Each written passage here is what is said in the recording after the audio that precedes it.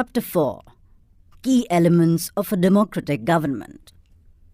In this chapter, you will listen about some of the key elements that influence the working of a democratic government. These include people's participation, the resolution of conflict, and equality and justice.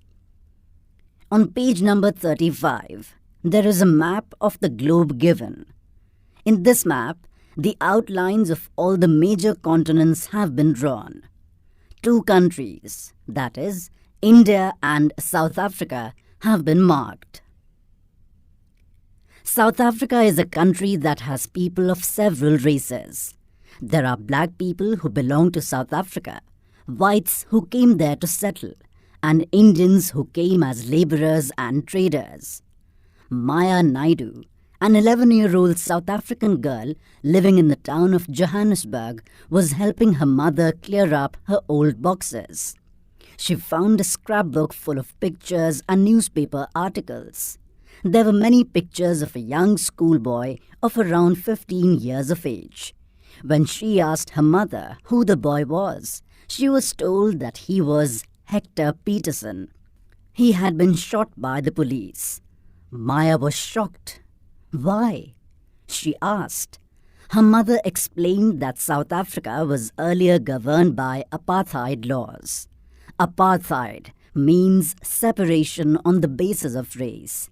South African people were divided into white, black, Indian and colored races. According to the law, these races were not allowed to mingle with each other, to live near each other, or even to use common facilities. Maya could not believe her ears. Maya's mother sounded angry when she spoke about life under apartheid. She told Maya that in those days, hospitals were separate and so were ambulances. Page 36. On this page, there is a drawing made of a young girl reading a book and her mother who is standing and listening to her. An ambulance meant for white people would always be well equipped, while one meant for black people was not. There were separate trains and buses. Even the bus stops were different for black and white people. Non-whites were not allowed to vote. The best land in the country was reserved for the white people, and non-whites had to live on the worst available land. Thus, blacks and colored people were not considered to be equal to whites. One black township was the Southwestern Township, Soweto. Hector Peterson lived here, and he and his classmates joined the protest against learning the Afrikaans language in school. This was the language that the whites spoke. Hector and other school students were being forced to learn this language, but they wanted to learn their own language, Zulu. The South African police beat up the protesters mercilessly and shot at the crowd. One of their bullets killed Hector. This was on 16 June 1976. The African National Congress, a group of people who led the struggle against apartheid, and their most well-known leader, Nelson Mandela, fought the apartheid system for several years. Finally, they succeeded, and in 1994, South Africa became a democratic country in which people of all races were considered equal. On page number 36, there is a question given between 2 highlighted yellow-colored lines. It says, what were Hector and his classmates protesting about? List 5 ways in which the non-whites were discriminated against. There are 5 blank spaces given here to write your answer. Do you think it is important for all persons to be treated equally? Why? Let us now try to understand what a democratic government means to all of us. Participation. Why do we have regular elections? You've already read in the previous chapter that people make the decisions in a democracy.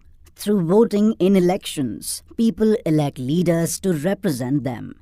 These representatives take decisions on behalf of the people. Page 37. In doing so, it is assumed that they will keep in mind the voices and interests of the people. There is a question given between two highlighted yellow-colored lines. It reads, discuss. Look at some newspapers and discuss some elections that you may have read about. Why do you think elections are required after a fixed period? All governments are elected for fixed periods. In India, this period is 5 years. Once elected, governments can stay in power only for that period. If they want to continue to be in power, then they have to be re-elected by the people. This is a moment when people can sense their power in a democracy. In this way, the power of the government gets limited by regular elections. Other ways of participating. Elections are usually held once in 5 years. Besides voting, there are other ways of participating in the process of government. People participate by taking an interest in the working of the government and by criticizing it when required. In August 2005, when a particular government increased the money people had to pay for electricity, people expressed their disapproval very sharply. They took out rallies and also organized a signature campaign. The government tried to explain and defend its decision, but finally listened to the people's opinion and withdrew the increase. The government had to change its decision because it is responsible to the people. There is a yellow box given on page number 37. It reads, what approval or disapproval is being expressed here? On this page, there is a picture given. This picture is of a cartoon of a village drawn by famous cartoonist and illustrator R.K. Lakshman. In this picture, a long queue of utensils and water jugs is seen in a village. There is a note written below the picture which reads, not bad. One of the taps in the nearby village must be getting water. On the right-hand side of the yellow box, there are some letters to the editor given. The headings of these letters read, ban posters, take action, and government must give compensation to flood victims. Page number 38. There are many ways in which people express their views and make governments understand what actions they should take. These include dharnas, rallies, strikes, signature campaigns, etc. Things that are unfair and unjust are also brought forward. Newspapers, magazines, and TV also play a role in discussing government issues and responsibilities. There is a picture given on page 38. In this picture, we can see some women protesting at a rally. They are shouting slogans and holding black flags in their hands. While it is true that a democracy allows people to participate, it is also true that not all sections of people are actually able to do so. Another way for people to participate is by organizing themselves into social movements that seek to challenge the government and its functioning. Members of the minority community, Dalits, Adivasis, women and others are often able to participate in this manner. If a country's people are alert and interested in how the country is run, the democratic character of the government of that country will be stronger. So, the next time we see a rally winding through the streets of our cities and towns or villages, we should pause to find out what the rally is about, who is participating in it, and what they are protesting about. This will help to give us a sense of how our government works. Need to resolve conflict.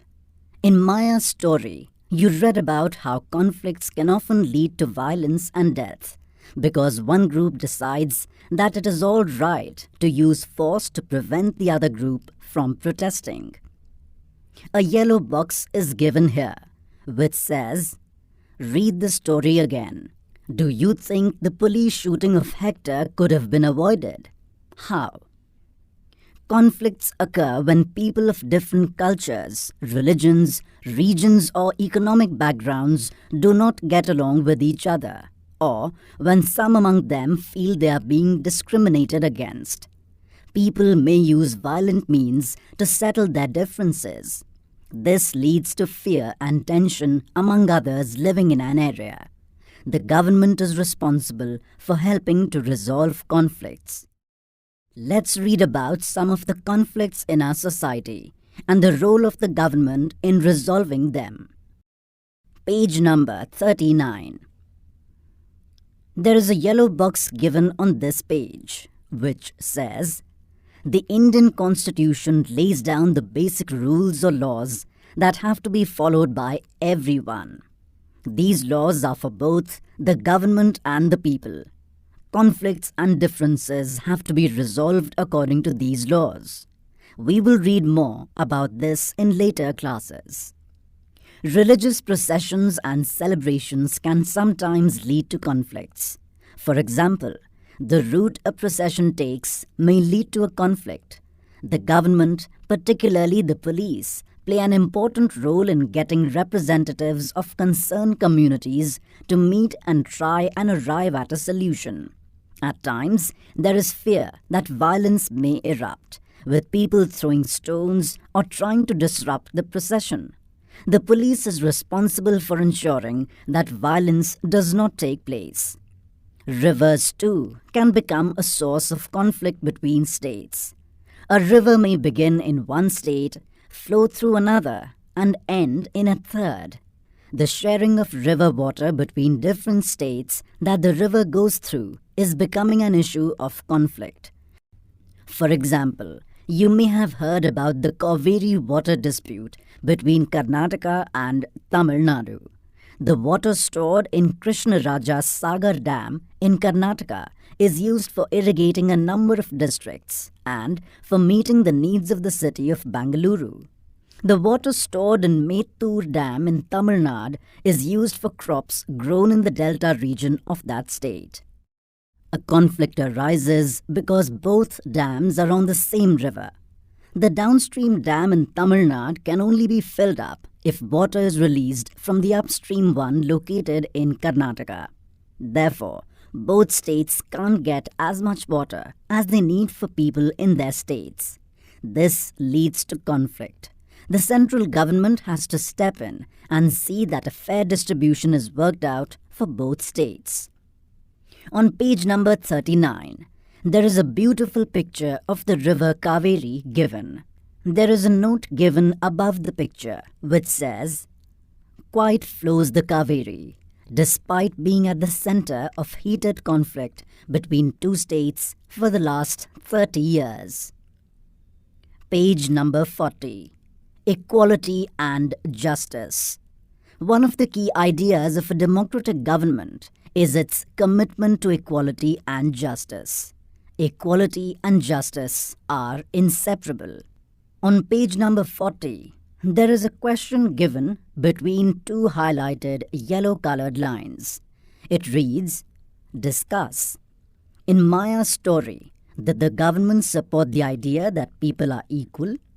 In Dr. Ambedkar's story, did the practice of untouchability support the idea that people are equal? The earlier practice of untouchability is now banned by law. This group of people were denied education, transport, or medical facilities, and even the chance to offer prayers. Dr. Ambedkar, whom you have read about earlier in this book, and many others like him, realized that such practices must not continue, and that justice can only be achieved when people are treated equally. The government also recognizes this and makes special provisions for groups within society that are unequal. For instance, in our society there is a general tendency to value and care for the boy child more than the girl child. This means that society does not value the girl and boy child equally, and this is unjust. In this context, the government steps in to promote justice by providing special provisions that can enable girls to overcome the injustice that they are subjected to. Thus, It is possible that fees for girls might be waived or lowered in government schools or colleges. There is a yellow box given on page number 40 which says, "How do you think lowering the school fees would help girls attend school?" Can you think of any experience from your life in which you have helped someone out of a situation which you thought was unfair? Did everyone else see it the same way? What did you have to say to convince others that what you did